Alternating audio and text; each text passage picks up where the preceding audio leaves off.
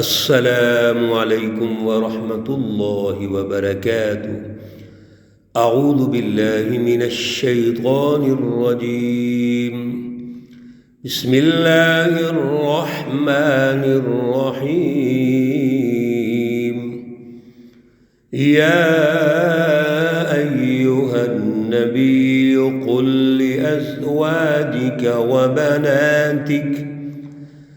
وبناتك ونساء المؤمنين يدنين عليهن من جلابيبهن ذلك أدنى أن يعرفن فلا يؤذين وَكَانَ اللَّهُ غَفُورًا رَحِيمًا۔ صدق اللہ العلی العظیم۔ اللہم صلی علی سیدنا ومولانا محمد النبی الأمی وعلى آلہ واصحابہ وبارک وسلم وصلی علیہ۔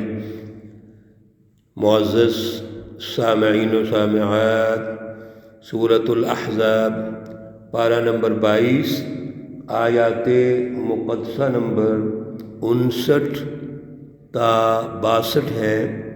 اللہ رب العزت ان آیات کا فہم اور شعور عطا فرمائیں اور عمل کی توفیق اور صلاحیت عطا فرمائیں۔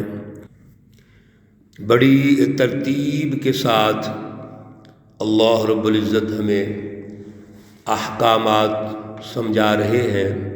حزب اللہ کے عنوان سے، سورۃ الاحزاب کے عنوان سے اللہ رب العزت نے ریاست کی تعمیر و تشکیل، اس میں جو مشکلات ہیں اور خصوصی طور پر جو مخالفین ہیں ان کا تعارف کرواتے ہوئے رسول اللہ صلی اللہ علیہ وسلم کو اسوہ حسنہ کے عنوان سے ہمیں سمجھا دیا کہ آپ کی زندگی مبارک اسوہ حسنہ ہے۔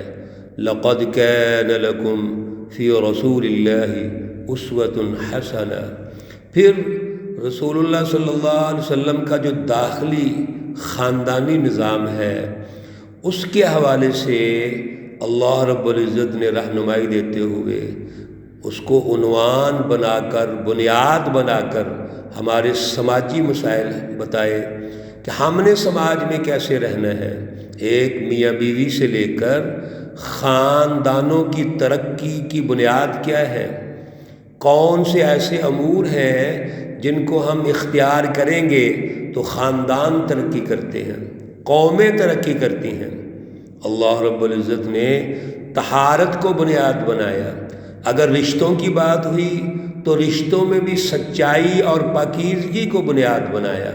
چنانچہ حضرت زید کا واقعہ بڑا تفصیل سے ہم نے سنا ہے۔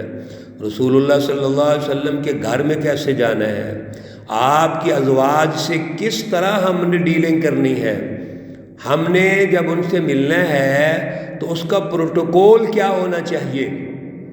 آپ پردوں میں ہوں گی اور پھر ہم آپ سے سوال کریں گے۔ پھر اس پر بھی پابندی لگا دی گئی کہ آپ کی ازواج امہات المومنین ہیں، لہذا ان سے شادی بیاہ وغیرہ نہیں ہو سکتا۔ محارم رشتوں کی بھی تفصیل اللہ رب العزت نے ارشاد فرمائی۔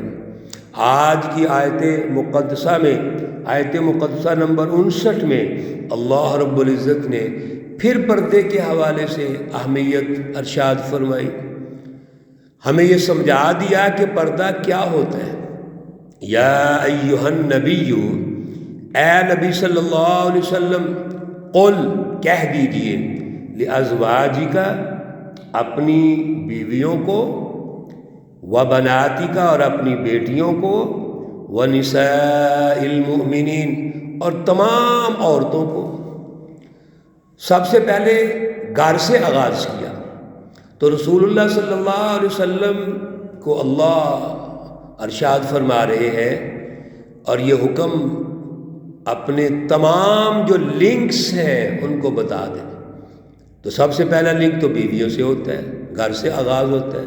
تو بیویاں آ گئی، بیٹیاں ہیں، اور بیٹیوں میں بھی ایک وہ بیٹیاں جو آپ کی 4 بیٹیاں ہیں، اور پھر روحانی بیٹیاں ساری امت کی جو مسلمان عورتیں ہیں وہ بیٹیاں ہیں نبی علیہ الصلوۃ والسلام کی، اور اس کے علاوہ مومن عورتوں میں ساری مسلمان اور مومن عورتیں آ گئیں۔ تو یہاں ساری خواتین اب مراد ہیں، اور رسول اللہ صلی اللہ علیہ وسلم کا جو خطاب ہے، ارشاد مبارک ہے، وہ ساری عورتوں سے ہے۔ اس لیے میری عزیز بہنوں، بیٹیوں، یہاں یہ بات سمجھ لو کہ اللہ کا یہ حکم نص قطعی ہے اور سب کے لیے۔ کیا ہے؟ یدنین علیہن من جلابیبہن۔ جب آپ گھروں سے باہر نکلیں تو اپنے چہروں پر پردہ ڈال لیں، اپنی چادریں، جلابیب بڑی چادروں کو کہتے ہیں، بڑی چادریں اوڑھ لیں، اور کچھ حصہ آپ اپنے چہروں پر لٹکا لیں تاکہ چہرے جو ہیں وہ بھی چھپ جائیں۔ آنکھیں نظر آنی چاہیے، آنکھوں سے ظاہر ہے، دیکھنا ہے۔ تو اس طرح چادریں اڑا لیں، اس طرح پردہ کر لیں کہ جس سے آپ چھپ جائیں۔ اب یہ چادروں کا اللہ کا حکم ہے، آج کل برقع پہنتی ہیں خواتین، تو اصل عنوان تو پردے کا ہے۔ پردے کا عنوان اللہ نے بتا کے آگے ارشاد فرما دیا، ذالک ادنی ان یعرفن فلا یؤذین۔ یہ اس لیے ہے، حکم کیوں اللہ دے رہے ہیں کہ قریب ہے کہ کوئی پہچان لے ان عورتوں کو، بس وہ تکلیف نہ پہنچا سکے۔ دیکھیے، پہلے تو یہ بات سمجھ لیجئے کہ پردہ کا جو مفہوم ہے، جو اللہ ارشاد فرما رہے ہیں، وہ یہ ہے کہ اپنے جسم کو ڈھانپیں، چہرے پر بھی آپ کپڑا کر لیں۔ اب یہ اللہ کا حکم کیسے پورا ہوتا ہے؟ چادر لے کے کر سکتے ہیں تو چادر لے لیں، برقع پہن سکتے ہیں تو برقع پہن لیں، اور برقعے کی بھی کئی شکلیں آ گئیں، ایک ٹوپی والے بھی برقعے نکلے ہیں۔ تو اصل جو روح ہے وہ سمجھنی چاہیے، برقع ہو، چادر ہو، کوئی اور چیز ہو، اصل روح پردہ ہے۔ اور پردے کی روح کیا ہے کہ کوئی پہچان نہ سکے، کس کی بیٹی جا رہی ہے، کس کی بہن جا رہی ہے، بیوی جا رہی ہے، بہو جا رہی ہے، کون ہے جانے والا۔ منافقین کیا کرتے تھے؟ مسلمان عورتوں کو تکلیفیں پہنچاتے تھے۔ جیسے شرارتی لوگ ہوتے ہیں، انتشار پسند عناصر، جب خواتین باہر نکلتی تھیں تو مختلف آوازیں بھی کستے تھے۔ اللہ رب العزت نے مستقل بنیادوں پر سد باب فرما دیا کہ جب باہر نکلے تو آپ اس طرح نکلے کہ پہچان ہی نہ سکیں، تاکہ انتشار پسند لوگوں سے بچا جائے۔ آج بھی میرے عزیزوں، جب ہماری خواتین گھروں سے باہر نکلیں گی تو اپنے آپ کو محفوظ کر کے نکلیں گی تاکہ کوئی تکلیف نہ پہنچا سکے، آنکھ نہ اٹھا کے دیکھ سکے۔ اس لیے پردے کی ذمہ داری عورت کی ہے، عورت اپنے آپ کو سنبھال کے باہر نکلے۔ اور خدا نہ خواستہ اگر کوئی عورتیں ایسا لباس پہن کے نکلیں جو قابل اعتراض ہو تو یہ گناہ کبیرہ ہے، یہ بہت بڑا گناہ ہے۔ کیوں؟ عورت پر فرض ہے، اس کی ذمہ داری ہے کہ وہ پردہ کر کے باہر نکلے، اپنے آپ کو سنبھال کے نکلے۔ اور آج جو لباس نکلے ہوئے ہیں، بڑے خطرناک لباس، اللہ کے ان احکامات پر ہم کیوں عمل نہیں کر رہے؟ یہ کوئی اختلافی مسئلہ تو نہیں، یہ دین کا مسئلہ ہے، اور ریاست کی ذمہ داری ہے کہ ایسا ماحول قائم کرے۔ رسول اللہ صلی اللہ علیہ وسلم ریاست کے امیر ہیں، لیڈر ہیں، قائد ہیں، اور اس حکم کو جاری فرما رہے ہیں۔ وَكَانَ اللَّهُ غَفُورًا رَحِيمًا، اور اللہ رب العزت بخشنے والے ہیں، مہربان ہیں۔ یعنی پردے کے حکم سے پہلے کوئی غلطی ہو گئی ہے تو اللہ معاف کرنے والے ہیں، اور اب بھی اگر کوئی غلطی ہو جائے، کوئی کمزوری ہو جائے، اللہ معاف کرنے والے ہیں۔ لیکن کوشش کریں کہ پردہ ہونا چاہیے۔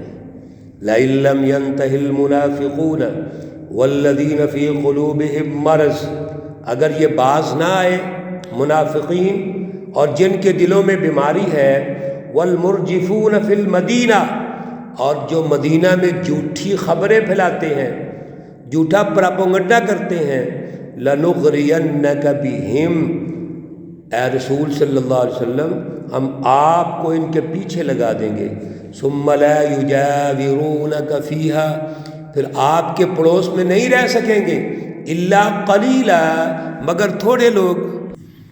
یہاں سے مراد یہود، منافقین جو انتشار پیدا کرتے ہیں، جو ریاست کی رٹ کو چیلنج کرتے ہیں مختلف طریقوں سے، اللہ رب العزت نے ارشاد فرما دیا اگر یہ باز نہ آئے تو ہم آپ کے ان کے پیچھے لگا دیں گے، ملعونین، ان پر اللہ کی پھٹکار ہوگی، لعنت ہوگی، اینما ثقفوا، جب یہ رٹ کو چیلنج کریں گے، ریاست کی رٹ کو، آئین اور قانون کو چیلنج کریں گے، یہ تو غدار ہوں گے۔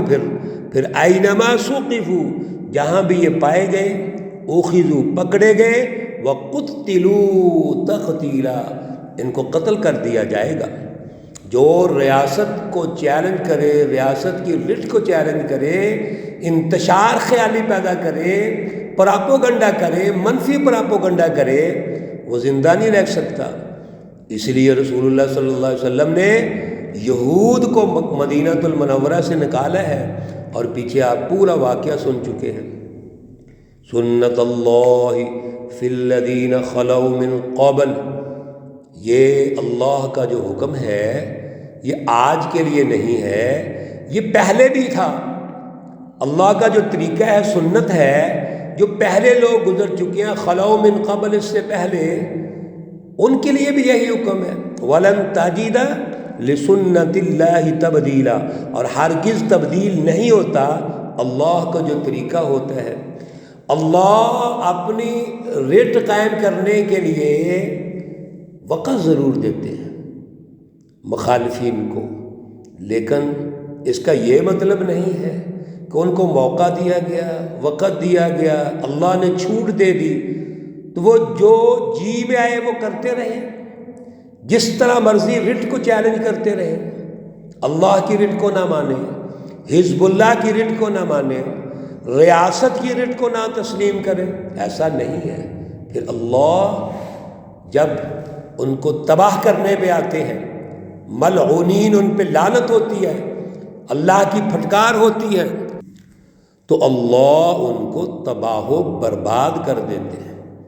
ابراہیم علیہ السلام کے مقابلے میں نمرود آ گیا، فرعون مصر کی لمبی لسٹ ہے، حضرت موسیٰ علیہ السلام کے مقابلے میں فرعون آ گیا، رسول اللہ صلی اللہ علیہ وسلم کے مقابلے میں مقامی سطح پہ قومی بنیادوں پر ابو جہل اور آ گیا، اس کی پارٹی آ گئی، بین الاقوامی سطح پہ کیسر و کسریٰ آ گئے، اور ان کے اعلی کار منافقین اعلی کار ہر جگہ پر آئے ہیں، اللہ نے شکست دی، تباہ و برباد کر دیا۔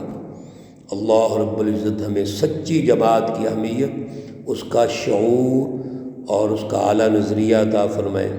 اللہ رب العزت تمام مرحومین و مرحومات کو جنت الفردوس میں اعلیٰ مقام عطا فرمائے۔ اللہ رب العزت تمام بیماروں کو شفائے کاملہ عاجلہ مستمرہ عطا فرمائے۔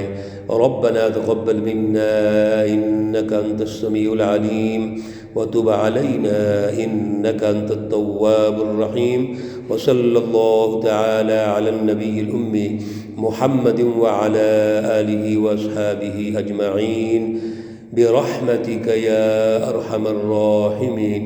السلام عليكم ورحمة الله وبركاته۔